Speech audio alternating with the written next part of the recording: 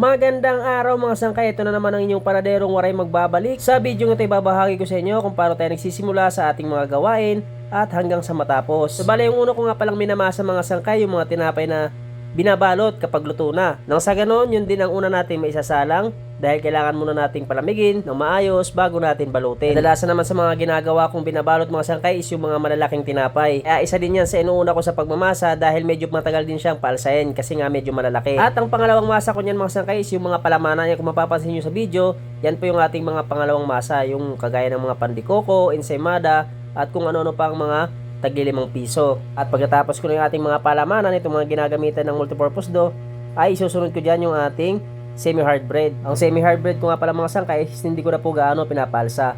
Dahil ito po yung tinapay na siksik at medyo matigas. Kaya po ng star bread, monay, granada bread, or kung ano-ano pang style lang tinapay. Depende, conforme lamang po sa idea mo kung anong style lang yung gagawin. At tinuhuli ko rin pa yung tinatawag naming rektahan. Ito po yung mga cookies, mga crinkles, purple cookies, at kung ano-ano pa po na pwede mo nakagisa lang pagkatapos mong gawin. Kababayan, torta, at marami pang iba. At pagdating naman sa special mga sangkay gaya ng custard, egg pie, piano at kung ano-ano pa, ay nakakagawa lamang po ako niyan kung hindi ganun kadami yung aking ginagawang tinapay. At kapag naluto na po lahat ng tinapay at na-display na, ay syempre wag na wag nating kakalimutan na maglinis ng ating area at ng ating mga pinaggamitan. Nabahagi ko lamang po sa inyo mga sangkay kung paano ako nagsisimula sa aking gawain bilang isang panadero. Solo panadero mga sangkay. Pero ganun pa man mga sangkay, ang bawat panadero ay may kanya-kanyang idea. May kanya-kanyang diskarte kung paano nila mapapabilis ang kanilang mga ginagawa. Ang masasabi ko lamang, ang gawain ng isang panadero ay hindi po ganun kadali. Dahil kailangan mo ng mahabang panahon bago matutunan ang gawain ng isang panadero. Dahil kapag namasukan ka sa isang bakery, ay hindi mo na mabibilang ang mga nasunog mong tinapay, mga nasira mong tinapay,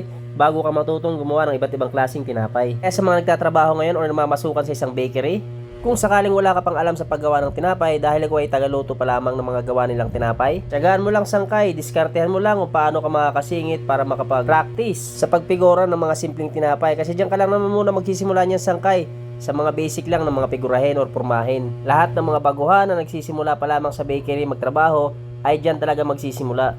Sa oven ka talaga itutuka. At habang lumilipas niya ng panahon ay hindi mo na lang namamalayan ay parami ang iyong kalaman sa paggawa ng iba't ibang klaseng tinapay. Kaya kung sakaling kayo makakapagtrabaho sa isang bakery, ay wag na wag mong sasayangin ang pagkakataon na may matutunan. Dahil pwede mo itong magamit or pwede mo itong pagkakitaan habang ikay nabubuhay. Hindi man ganun kalaki ang kinikita ng isang panadero, pero at least ay kaya tayong buhayin. Kayang buhayin yung ating pamilya nang dahil sa tinapay.